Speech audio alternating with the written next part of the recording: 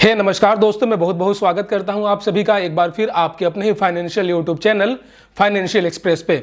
और दोस्तों, आज के इस वीडियो में हम बात करने वाले हैं MAB, मतलब कि मिनिमम एवरेज बैलेंस बेसिकली क्या होता है, इसका क्या इस्तेमाल है और क्या इससे हमारे ऊपर जो है कोई पेनाल्टी चार्ज की जाती है बैंकों के द्वारा, क्या हमारा सिविल स्कोर पे भी कोई इफेक्ट पड़ता है।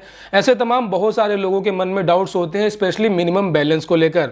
सो दोस्तों, आज की इस वीडियो में हम कंप्लीटली बात करेंगे MAB, मतलब कि मिनिमम एवरेज बैलेंस के ऊपर।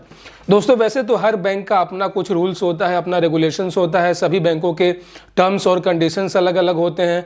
टर्म्स और कंडीशंस बेसिकली वो कुछ नियम और कायदे होते हैं जब भी कोई एक इंडिविजुअल जब उस बैंक का पार्ट बनता है, जब अपना रिलेशनशिप स्टार्ट करता है, लाइक उस बैंक में अपना अकाउंट ओपन करवाता है। और बेसिकली दोस्तों, मिनिमम एवरेज बैलेंस जो है ये सेविंग्स अकाउंट पे ही लागू होता है।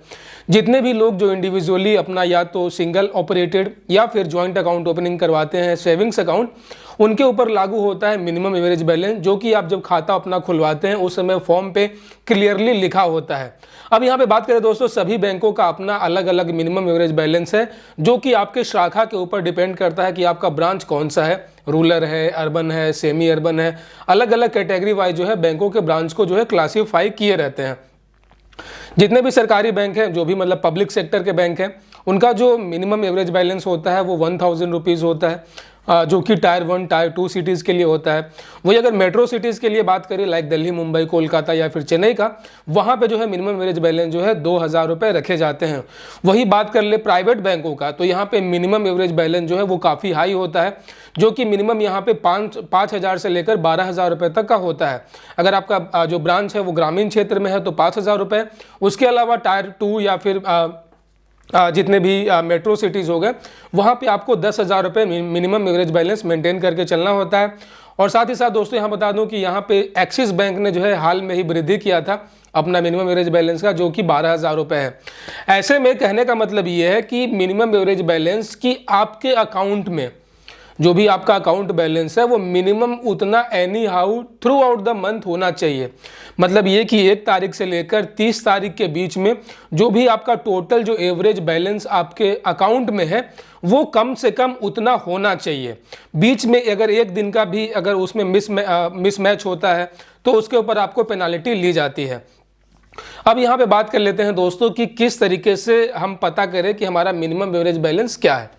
ठीक है, तो जैसे कि मैंने शुरू में बोला, अगर आप सरकारी बैंकों के ग्राहक हैं, लाइक SBI हो गया, PNB हो गया, केनरा बैंक हो गया, ठीक है, यूको बैंक हो गया, यूनियन बैंक ऑफ इंडिया हो गया, ये तमाम सरकारी बैंक हैं जिनमें जो है काफ़ी कम होते हैं।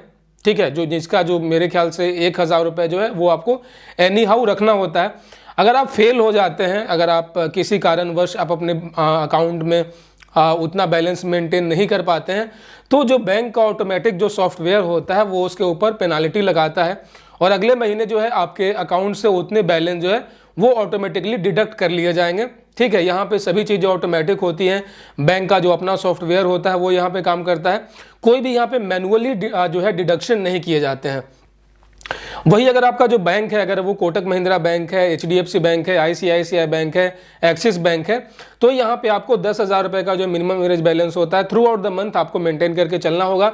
अगर आप फेल हो जाते हैं तो यहाँ पे हैवी चार्जेस हैं। मैं यहाँ पे हैवी चार्जेस इसीलिए कह रहा हूँ क्योंकि इन बैंकों में जो है काफ़ी कड़े जो है चार्जेस लगाए जाते हैं, जो कि 590 रुपये होते हैं। ठीक है, तो आपको मेक श्योर करके चलना है कि आपके अकाउंट में थ्रू आउट द मंथ जो है इतना बैलेंस मेंटेन करके आपको चलना है, नहीं तो आपको 590 रुपये का जो है चार्ज लिया जाएगा। ठीक है, और ये जो है आपका जो भी रिमेनिंग अमाउंट होगा उसी में इसको माइनस कर लिया जाता है, इसको अलग से पे नहीं किया जाता है। ठीक है, ऐसा नहीं है कि आपको कुछ अलग से पे करना हो या फिर आपको कुछ ऑनलाइन पेमेंट करना हो। और अगर आपका बैलेंस 0 हो जाता है तो फिर वहाँ पे माइनस में जाना शुरू हो जाता है। अब यहाँ पे बात कर लेते हैं कि क्या इसके ऊपर हमारे सिविल पे भी कोई प्रभाव पड़ता है। तो दोस्तों, यहाँ पे बता दूँ कि यहाँ पे जो भी पेनाल्टी होती है, साथ ही साथ अगर आपका अकाउंट बैलेंस माइनस में जाता है तो इसके लिए कोई भी जो है एक अलग से कोई इसका रूल नहीं है।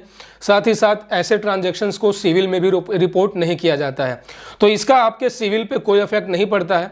ठीक है, अगर मैं आपको बिल्कुल क्लियरली बोलूँ तो जितने भी सेविंग्स अकाउंट होते हैं, सेविंग्स अकाउंट का हमारा सिविल से कोई लेना देना नहीं होता है। जब भी आप बैंक से कुछ लोन लेंगे, क्रेडिट लेते हैं, या फिर आप किसी थर्ड पार्टी NBFC कंपनी से जब आप कुछ लिमिट जब आप लेते हैं बाय नाउ पे लेटर का, तो वो सभी चीज़ें जो है वो सिविल को रिपोर्ट करती हैं। लेकिन आपका जो भी सेविंग्स अकाउंट होता है, इसका सिविल से कोई कनेक्शन नहीं होता है। तो यहाँ पे आप रिलैक्स हो सकते हैं कि आपका अगर बैलेंस माइनस में जा रहा है, या फिर आपका मिनिमम एवरेज बैलेंस अगर आप मेंटेन नहीं कर पा रहे हैं, तो इसका जो है आपके सिविल पे कोई इफेक्ट नहीं पड़ेगा।